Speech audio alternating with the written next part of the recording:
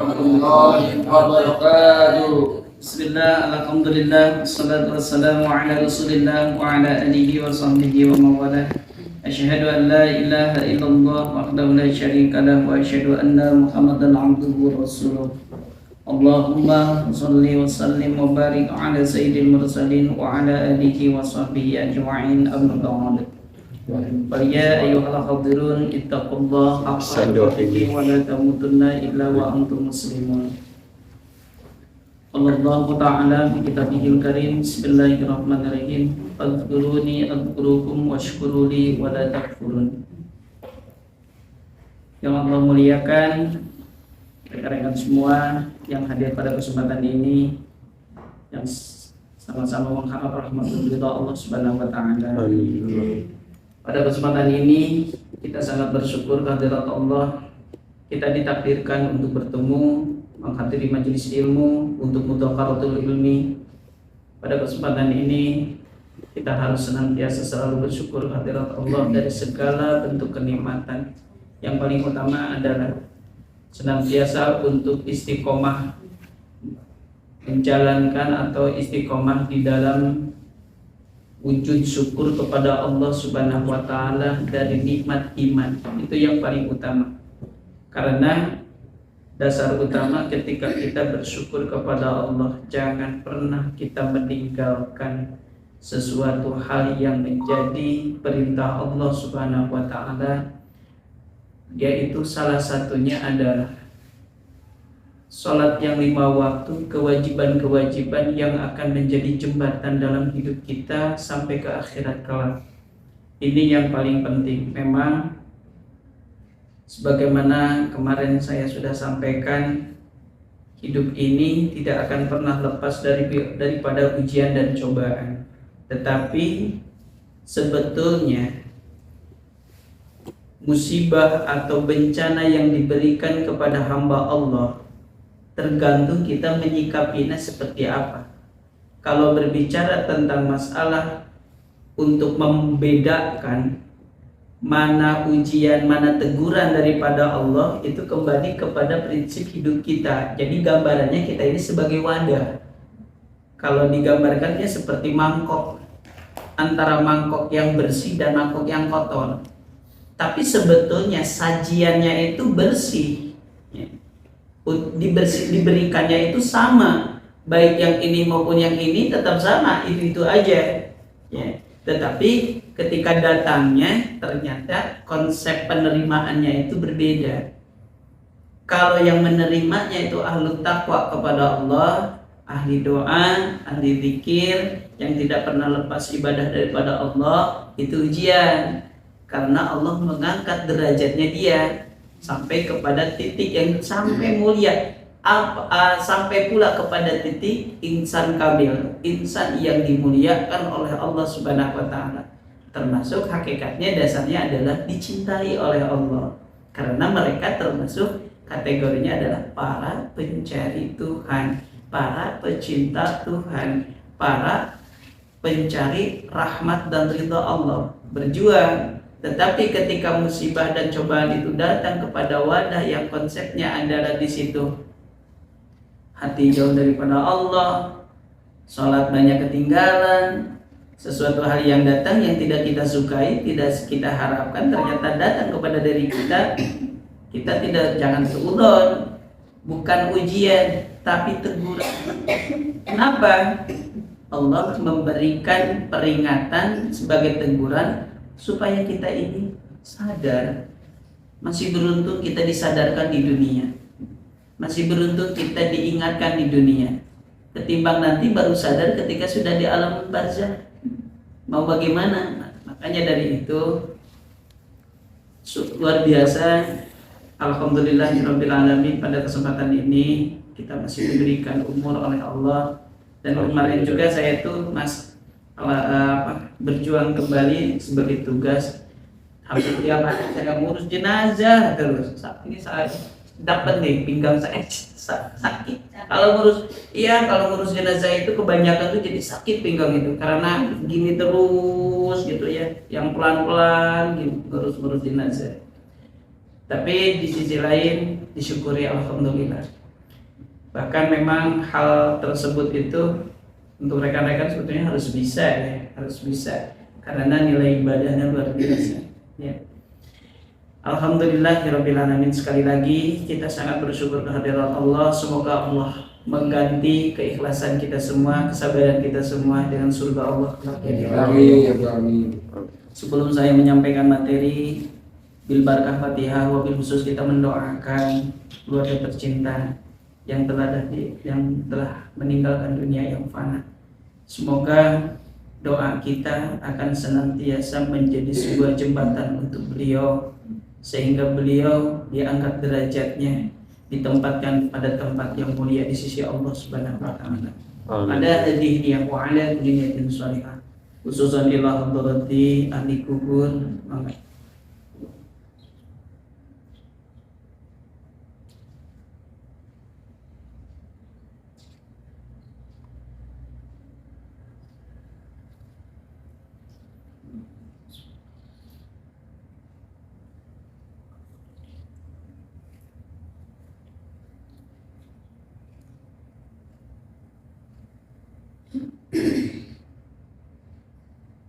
Allahumma ighfir lahum warhamhum.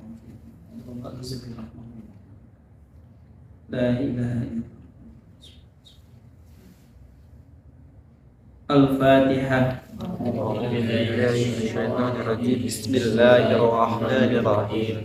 Alhamdulillahi rabbil alamin. Ar-Rahmanir Rahim. Maliki yaumiddin. Iyyaka na'budu wa iyyaka nasta'in. Ihdinas siratal mustaqim. Siratal ladzina an'amta 'alaihim ghairil maghdubi 'alaihim waladdallin. Allahumma bihajatina ya Allah. Doa yang pertama tidak akan pernah terlupakan, tertinggal untuk perusahaan. Semoga semakin barokah, semakin sukses, dan mudah-mudahan semakin dicintai oleh kalangan masyarakat dari bawah sampai atas. Wabil khusus juga para karyawan yang hadir di sini, ya Allah, semoga dipanjangkan umurnya. Amin ya Allah. Sukses dunia dan akhirat. Amin ya Allah. Segala hajatnya Allah tumpahkan, Allah kabulkan, baik yang terlisankan maupun di dalam hati masing-masing. Semoga Allah realisasikan dengan keberkahan Allah Subhanahu wa taala. Allahumma qdi hajatina ya Allah. Silakan hajatnya dalam hati masing-masing. Bismillah.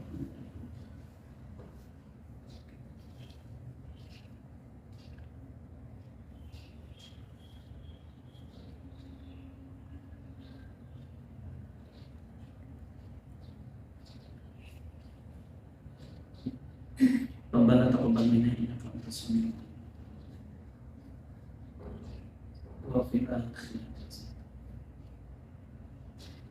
nas'aluka al-ijabah. Al-Fatihah. A'udzu billahi minasy syaithanir rajim. Bismillahirrahmanirrahim. Alhamdulillahi rabbil alamin. Ar-Rahmanir Rahim. Maliki yaumiddin. Iyyaka na'budu wa iyyaka nasta'in. Ihdinas siratal mustaqim. Siratal ladzina an'amta 'alaihim ghairil maghdubi 'alaihim waladdallin. Semoga hajat rekan-rekan semua selalu mendapatkan berkah daripada Allah Subhanahu wa taala. Amin ya Allah. Bismillahirrahmanirrahim. Kita akan, insyaallah kita akan selesaikan agak begini untuk ini. Memang sebetulnya kenapa saya terus-terusan harus bahas ini sampai selesai 10 perkara yang menjadi penyebab matinya hati. Memang sebetulnya gini ya, kalau kita berbicara masalah segala permohonan kepada Allah, rezeki, sehat, segala apapun itu kan rezeki ya. Yang namanya bahasa, kalau sudah berbicara unsur rezeki itu meliputi lahir dan batin ya. Jadi rezeki itu bukan hanya sekedar yang bersifatnya uang, tetapi rezeki itu sehat, rezeki. Sebetulnya sakit juga itu rezeki daripada Allah. Karena apa?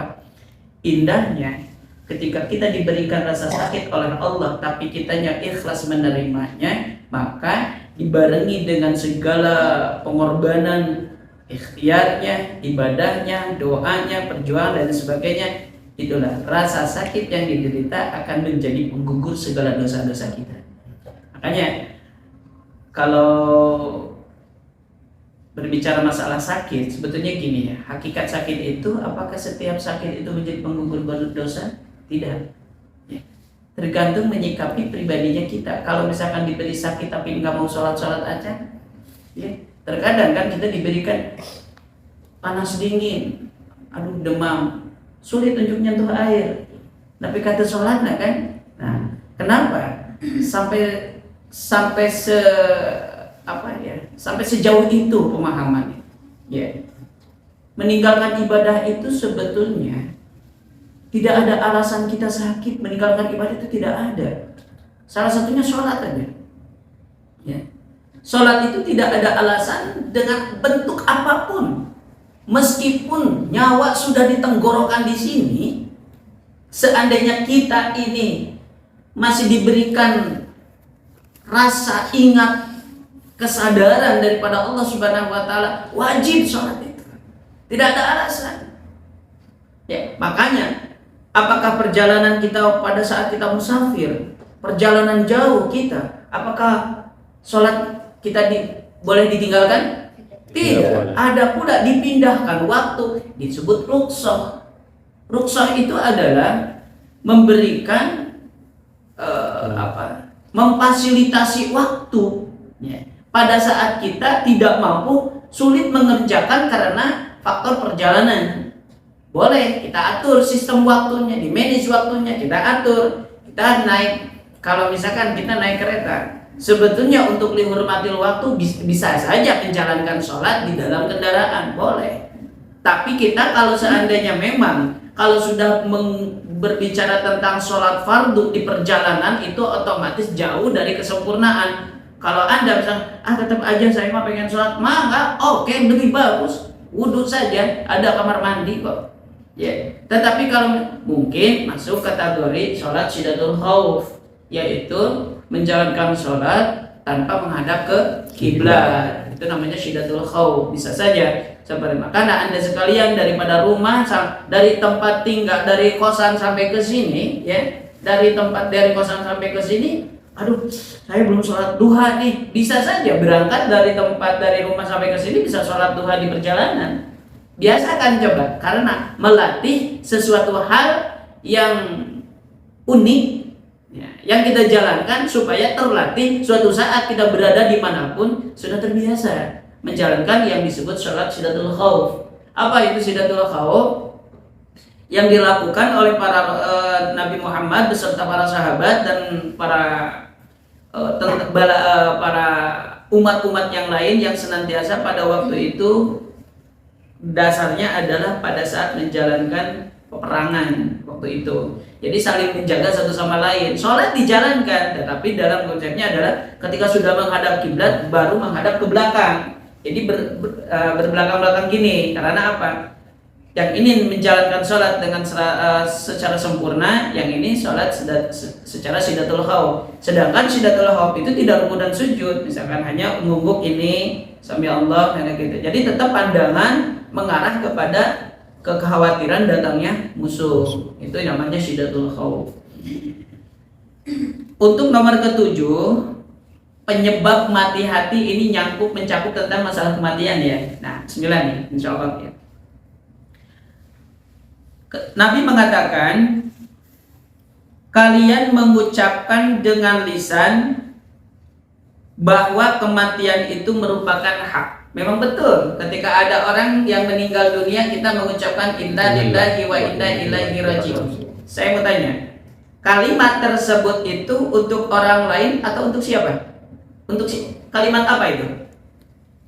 Untuk semuanya. Kenapa? Untuk semuanya, Ustaz. Untuk semuanya? Bisa. Tetapi kalimat itu sebuah doa atau apa? Mengingat apa ya? Mengingat. Kalimat itu adalah tadzkirah. Mengingat atau dalam arti adalah mengingat kepada Allah. Sebetulnya bukan doa. Innalillahi wa inna ilaihi raji'un. Jadi gambarannya seperti ini. Ada tetangga meninggal dunia. Udah meninggal? Iya, barusan. innalillahi wa inna ilaihi rajiun. Jadi menyadarkan bahwa inna sesungguhnya kami semua lillahi milik Allah, wa inna dan kami semua ilaihi rajiun akan kembali kepada Allah. Itu adalah kalimat sebagai tazkirah kita, tapi ketika orang lain yang meninggal dunia maka tambahan Allahumma gfirlahu warhamhu wa'afihi wa'anhu. Ditambah lagi bisa Allahumma la tahrimna ajrahu wa la tabdina ba'dahu. Kalau laki-laki yang meninggal, kalau perempuan Allahumma gfirlaha warhamha wa'afiha wa'anha.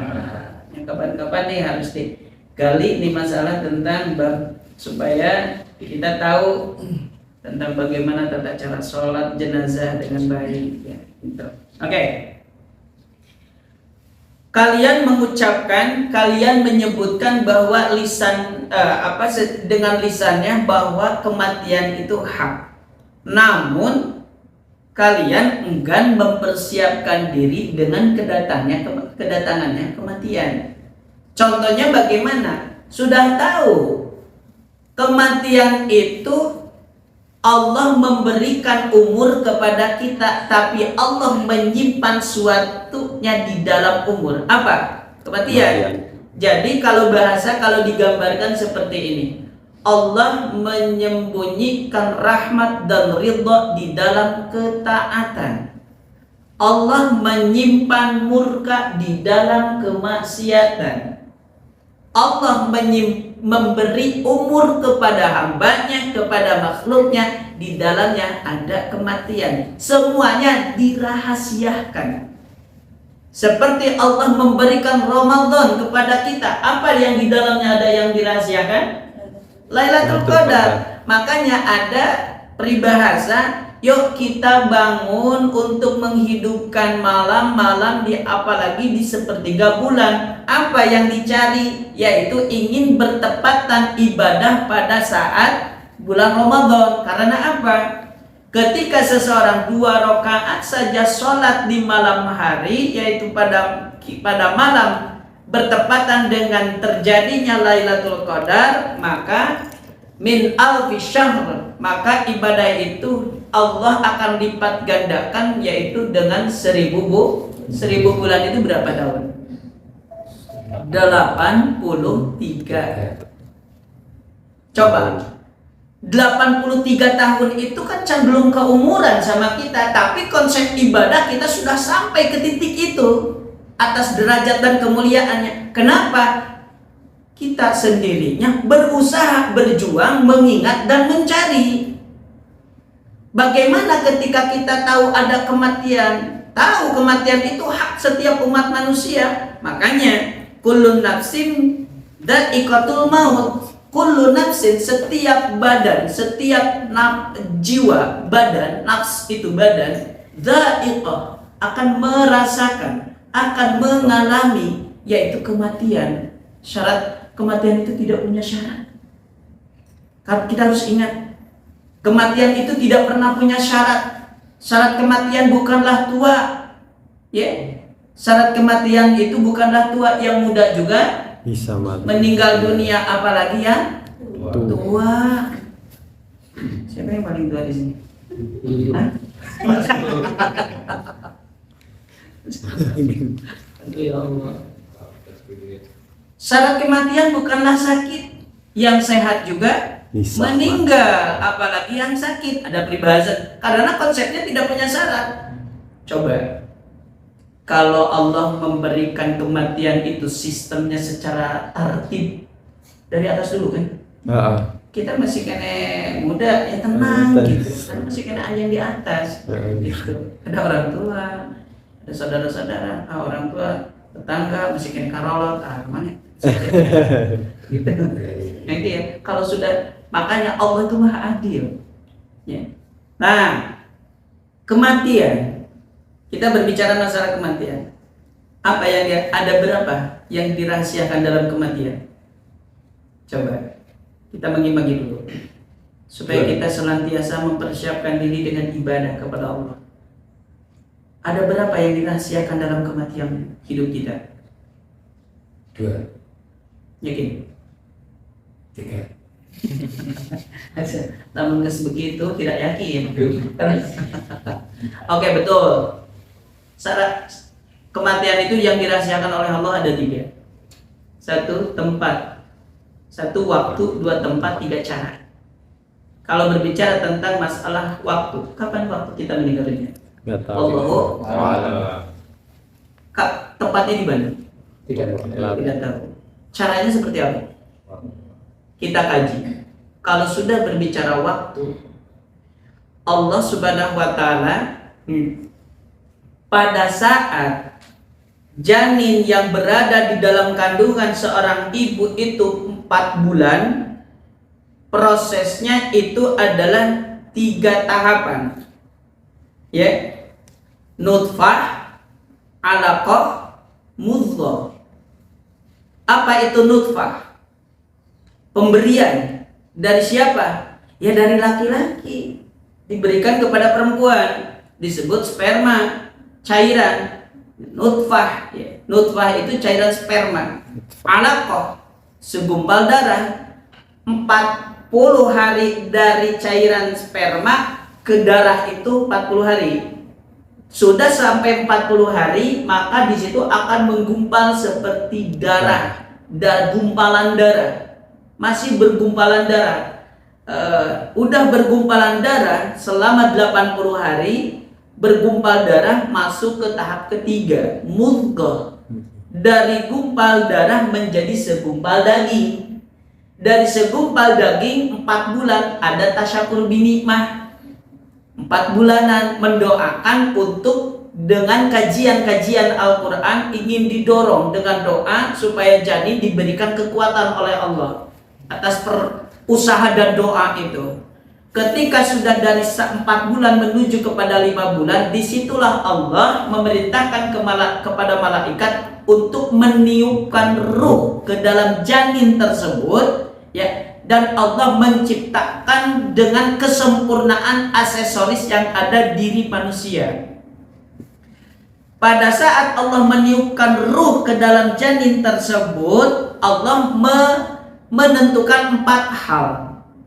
Yang pertama umur, yang kedua rezeki, yang ketiga kehidupan susah dan senangnya, keempat amalnya baik dan buruknya.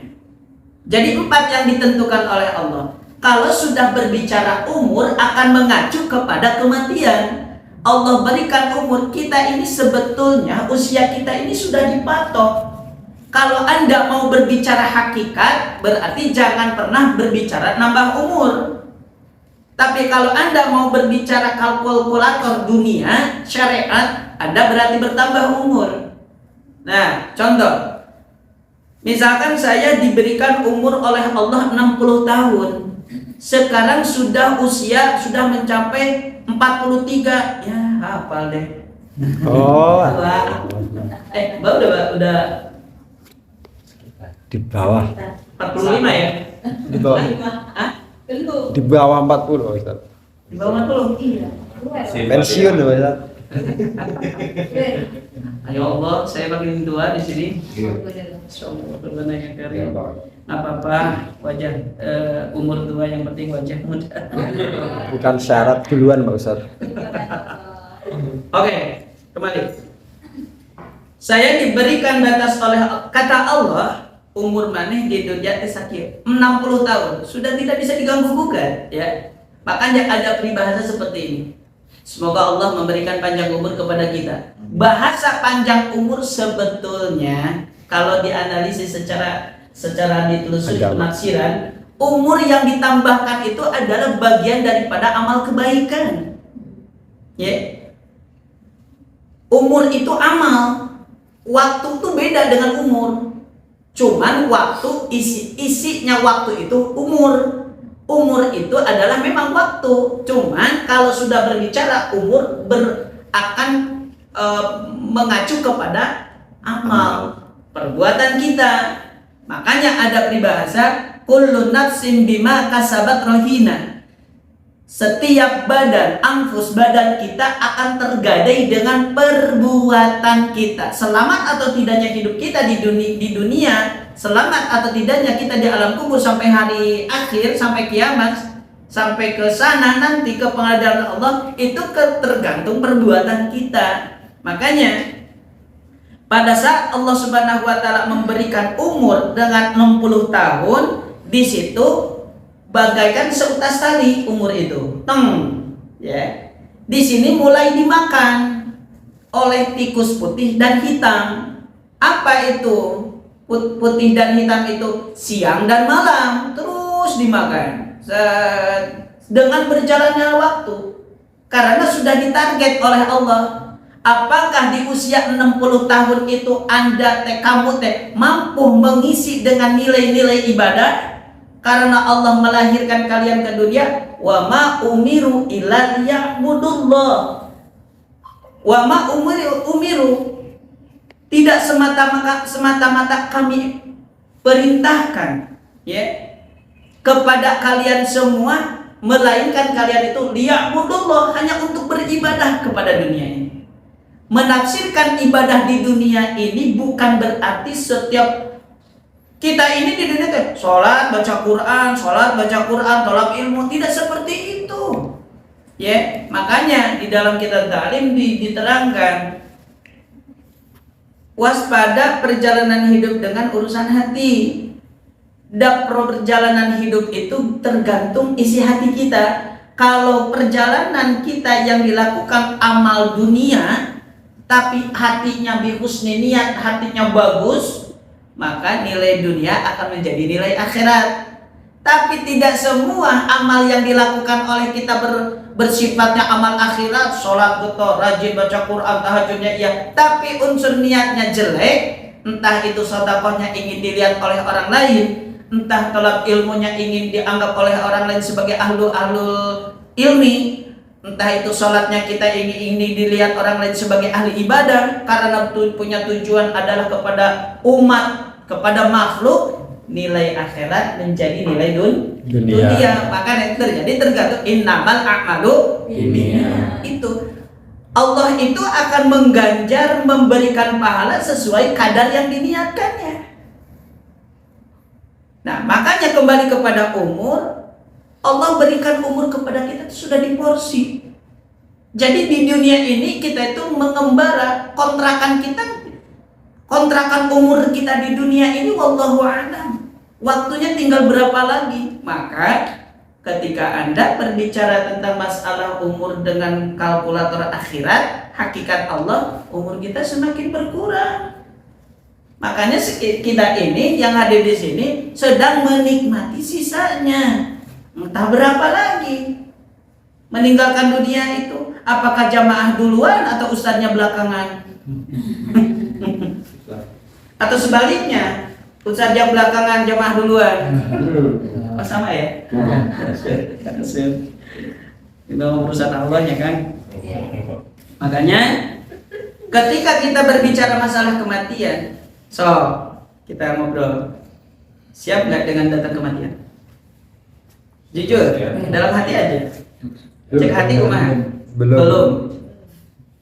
Kenapa setiap manusia ketika ditanya siap nggak datang dengan kematian? Tidak. Karena apa? Faktornya banyak. Satu, can kawin. Dosa Ustaz. Ya, atau minimal ada obat rasa sakit dihitan di dunia. Rizki. Nah, ada peribahasa. Satu, belum siap. Dasar langkahnya, anak masih kecil, istri masih cantik. Yang kedua, salah satu yang paling faktor utama adalah belum punya bekal. Bahasanya belum punya belum punya Sedangkan perjalanan hidup sampai ke sana itu ke kuburan saja, Yo. Ya Pak Ustaz. Ketika seseorang meninggal dunia, yang ikut ke kuburan ada berapa? Ada 3 Pak Ustaz. Ada 3, Masya Allah. Udah saya sampaikan tuh ya, masih ingat nggak?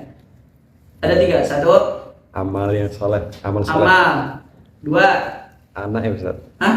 Anak. Berdoa. Anak. Yang ketiga? Betul, jawabannya 3. Ini ya Ustaz.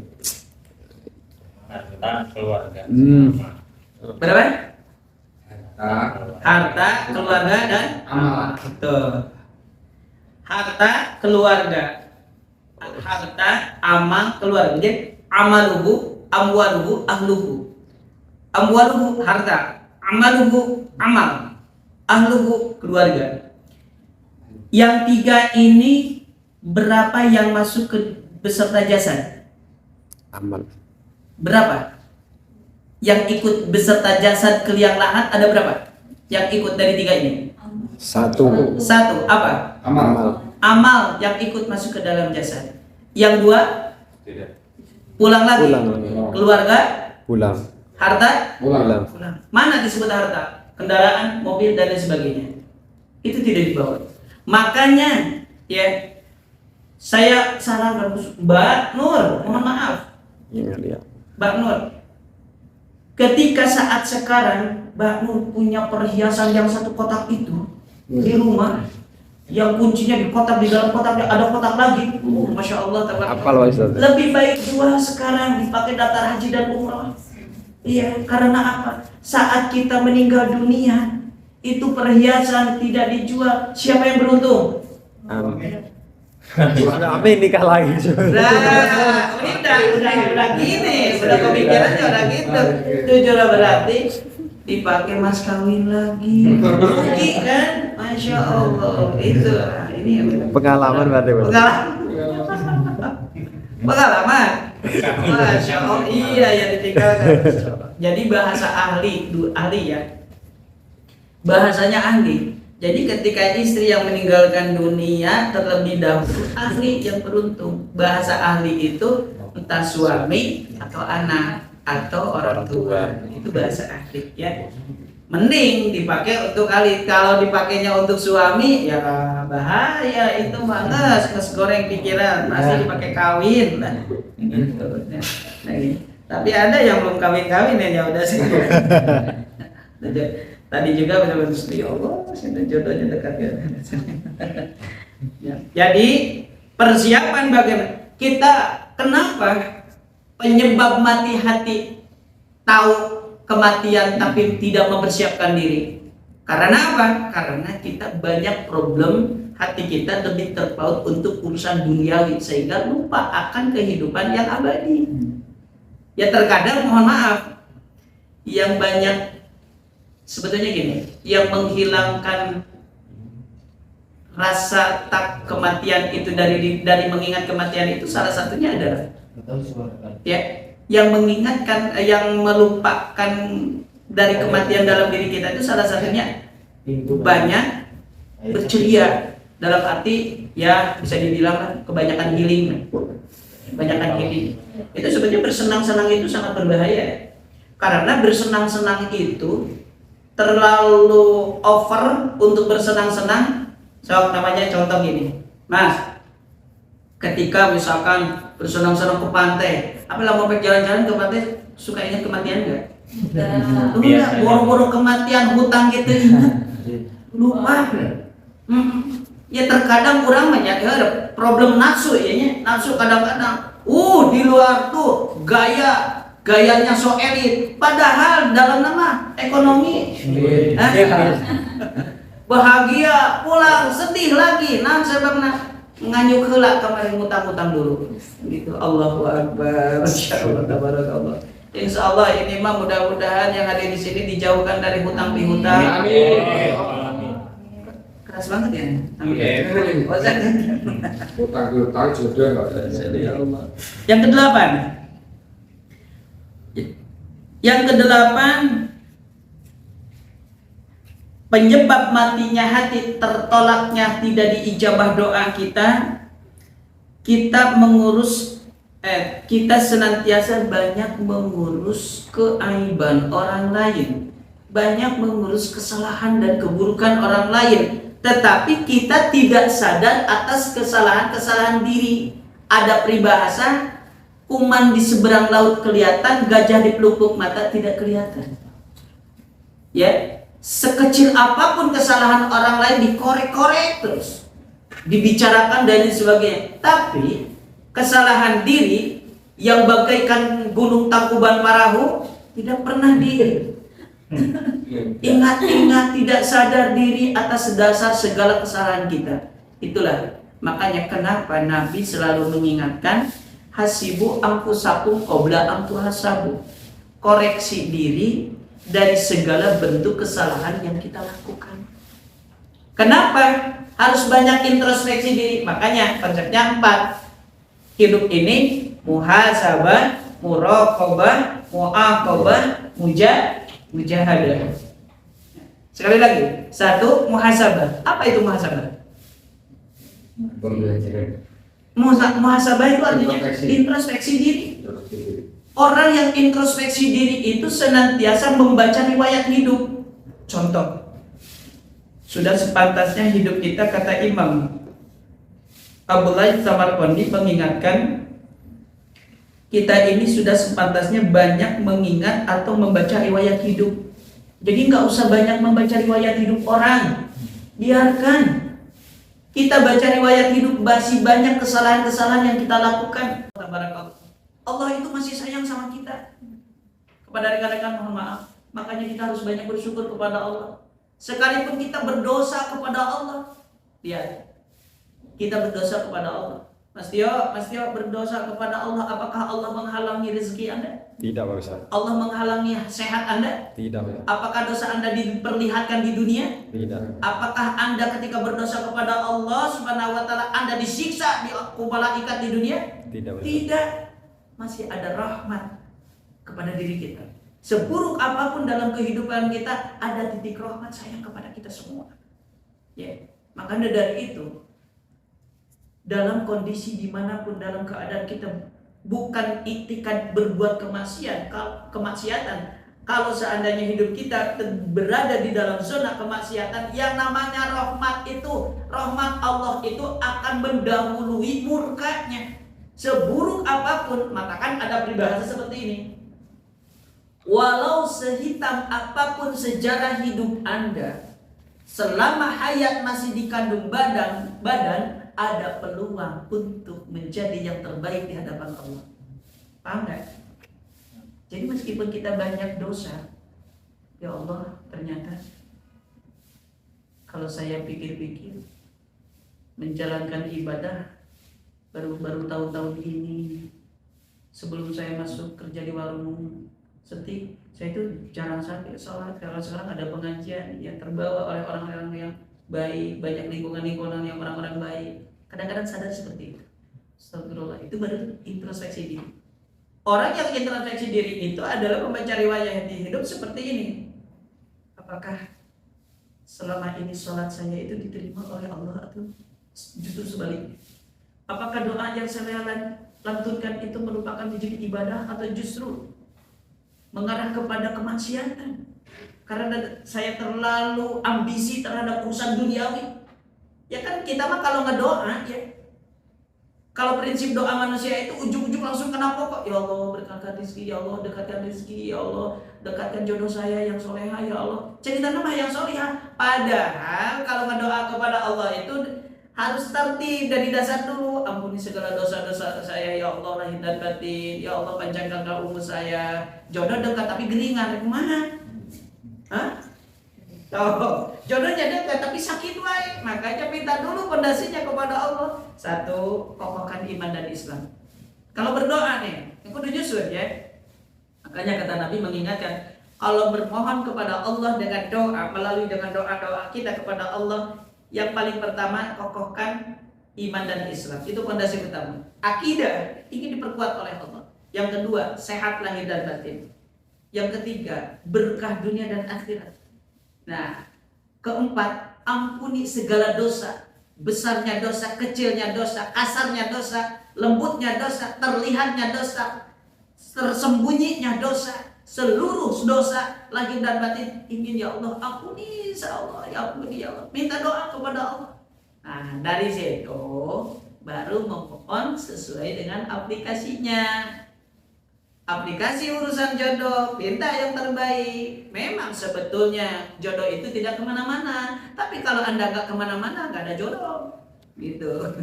Cicing bayi di warung PS udah mau datang, tapi kita banyak yang kunjungan. Bisa sambil curhat, ibu, nenek, teteh, bisa gitu. Pernah curhat nggak?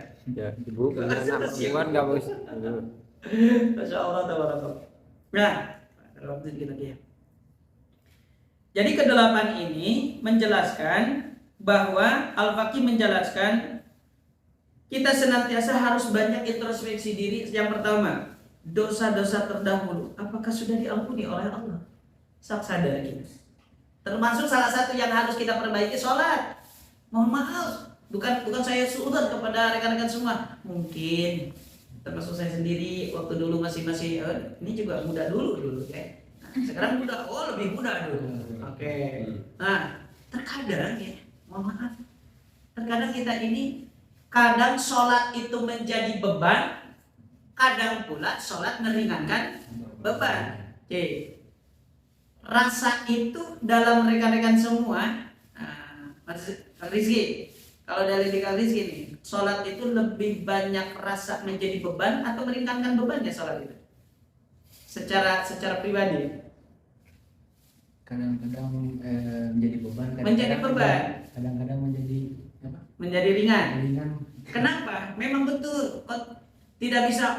Dalam diri saya mah enggak semua soal jadi ringan. Tapi kan kita tuh kadang-kadang Korea, males. Pernah males menjalankan sholat? Itu. Kalau Anda males menjalankan sholat, berarti tandanya sholat menjadi beban. Merasa? Karena apa? Kan di dieuna aya musuh. Berapa musuhnya? Ada berapa? Masuk 10. Banyak teuing. Sedikit oke susah, umur 10. 4 musuh yang tangguh itu dalam diri kita. Yang sudah saya sampaikan nih, ya. 1, dunia. Apakah dunia tidak menghalangi Anda ibadah? Menjadi faktor utama? Ya.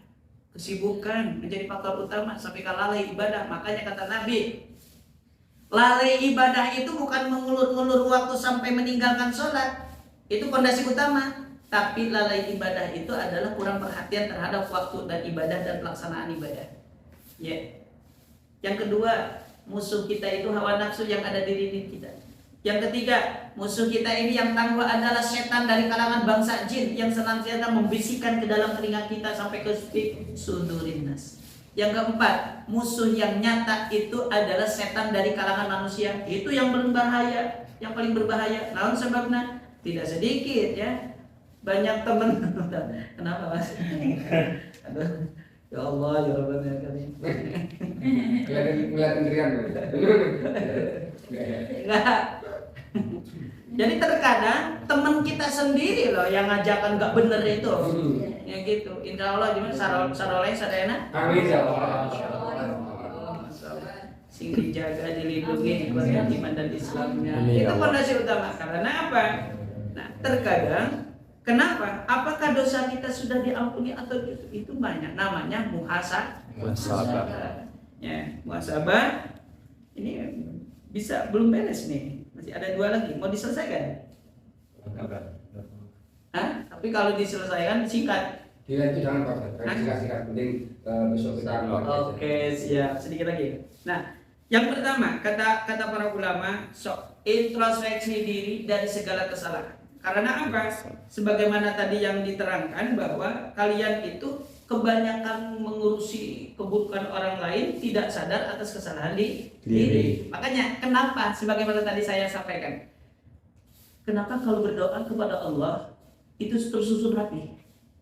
Pertama kita memohon ampun kepada, salah satunya di situ adalah sebelum kita bermohon segala apapun untuk urusan dunia dan akhirat, yang paling pertama adalah memohon ampun dari segala dosa. Gini. Kenapa rezeki sulit datang kepada kita? Kenapa kadang-kadang ketika kita bermohon kepada Allah, minta A datang B. Kadang-kadang hati suudzon. Nah, gitu kan? Nah, udah. Jadi jauh dari situ, apalagi usia-usia gini kan banyak kebutuhan ya. Masya Allah. Ya, apalagi saya yang punya anak-anak kuliah. Oke, benar, dapat banget. Kenapa? Kata Nabi, rezeki itu datang kepada kita. Kenapa? Prosesnya sulit, Mbak.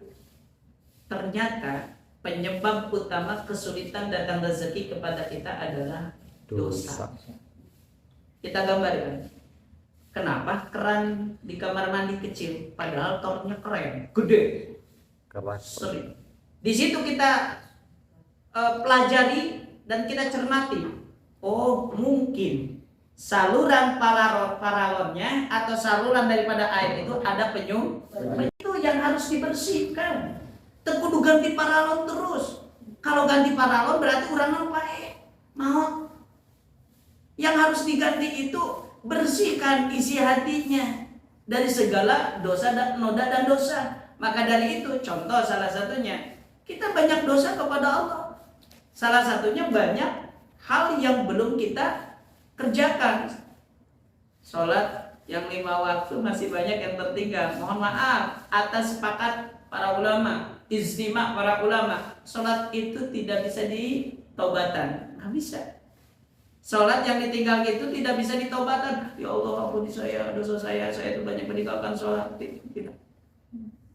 Tapi dosa yang ditinggalkan itu hanya wajib diqadha. Umur sekarang 20 tahun. Ada yang 20 tahun di sini? 25. Siapa yang? Berapa? Mau ke 20. 20 tahun, contoh 20 tahun. Di 20 tahun aja. Gak usah cerita yang lain, soalnya ini terlalu tinggi ya usianya gitu. Terlalu banyak. Terlalu senior. Ini bagaimana? 20 tahun saja. Apakah Anda merasakan di bawah 20 tahun banyak lupa terhadap kewajiban? Nih, hal tersebut itu tidak bisa diganti dengan taubat, tapi sholat itu harus diqadha. Bagaimana mengqadha saya? Misalkan kadang-kadang saya 2 tahun, 1 tahun, contoh 1 tahun banyak meninggalkan sholat. Sok sekarang qadha. Bedanya sholat itu qadha dan waktu sholat qadha itu, kalau waktu sholat qadha itu bebas, tidak terikat oleh waktu. Anda mau sholat subuh jam 12 siang boleh, ya. Anda mau sholat subuh jam 12 siang, oke. Mau sholat asar setelah mau sholat subuh, mangga. Mau sholat maghrib setelah duhur, setelah asar, oke. Qadha itu tidak terikat oleh waktu. Makanya bukan adaan tapi qadhaan. Contoh, saya mau tanya, udzur sholat ada berapa? Meninggalkan sholat tapi tidak dosa. Ada 2, 1 meninggalkan sholat tanpa dosa. Tapi contoh, nih, Mbak Nur bobo dari jam 11, kecapean, sadar-sadar adzan asar. Astagfirullahaladzim, saya tidak sholat duhur. Apakah sholat duhur itu harus dilakukan lagi pada sholat duhur? Tidak, lakukan sekarang. Asar dulu jalankan. Beres sholat asar langsung sholli fardhu dhuhri 4 rakaat mustaqbilal qiblati qadhaan lillahi ta'ala. Allah tak dalam hati. Niat saya sholat fardhu dhuhur 4 rakaat menghadap kiblat qadha karena Allah Ta'ala. Jangan pakai adaan.